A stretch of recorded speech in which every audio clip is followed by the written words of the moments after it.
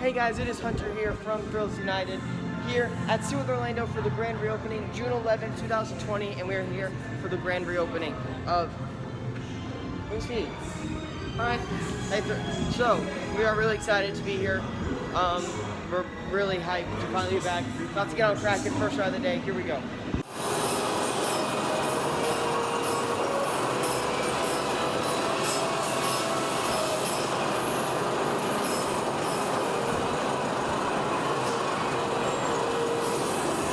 We rode Kraken, the B&M floorless coaster here at SeaWorld Orlando, and it was good.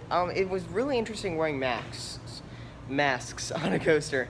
Nothing really happened to it. I mean, all that really happened was like it kept sliding down like this on lot, so I had to like always pick it up, and it would always continue to slide down. So it wasn't really anything huge, I would say, but it was good. It was really nice to finally get back on a coaster, and it was fun. So yeah, it was fun. I mean, I still think Dominator's better, but yeah. Yeah. So we're at Mango Joe's. I think it's closed now, but yeah, we're just checking out. They've been painting a lot. If you can't tell, this is all new coats of paint. They've been updating a lot of the Icebreaker technology, so it's really cool. Can't wait for Icebreaker to hopefully test today, but it's looking great. So, as I said earlier, we did Kraken. It was great. However, we've been trying to get on something else. Nothing's been open. So, Mako's running one train, and with social distancing, the line's like an hour. And with all the cleaning and everything, it's really odd. Wild Arctic is closed for annual maintenance, and so is Journey to Atlantis. Sky Tower's closed for some reason. And then all the Kiddie Rides Sesame Street Land are closed. Manta's been closed all day with no word on it.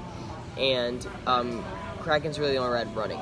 Infinity Falls is naturally closed due to technical difficulties, and Icebreaker's in testing. So it's almost like they were unprepared. I'm hoping they're going to add a second, maybe even third train to Kraken, because they always had 3 trains during the summer. It is the summer.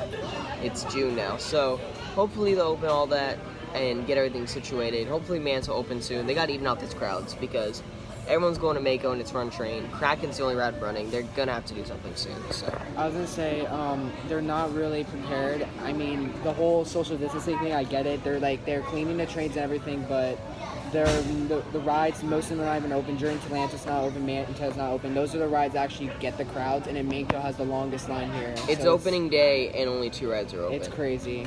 It's insane. They need to be more prepared next time. Yeah, so Kraken and Mako are the only 2 rides open. Empire of the Penguins also closed. I think I'm not interested in that, but also Wild Arctic. Yeah, so we're here in the restaurant. That's why we don't have our masks on, because we're hot. And I think it's only like 89 out here, but it's hot. And with no water rides running, it's a pain. So I was hoping I'd get on Infinity Falls by now and get wet. We'll see, though.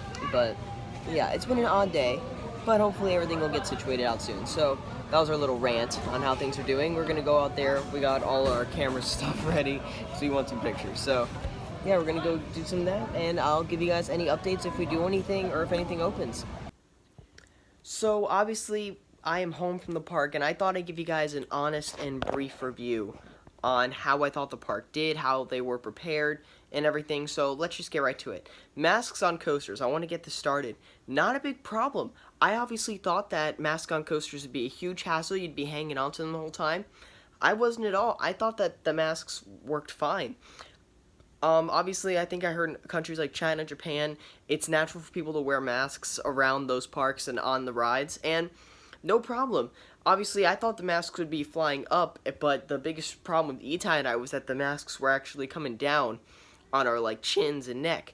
So every time we had a trim break, we kind of had to pull it up, because it'd be dumb to just pull it up on a loop, because the second you're back on the ground, it's down again. So kind of weird how that worked.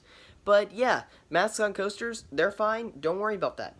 So obviously the social distancing stickers, they didn't really help. No one really followed them. We tried our best to follow them, and then midday, it just seemed like nobody was following them. So I don't know. I guess it depends how worried you are, how strict you're going to really feel about that. Obviously, if you're worried about this virus, you probably aren't going to be at a park anyway. So I kind of understand that from a, person's standpoint. But obviously everyone has different views on how they're going to handle this virus.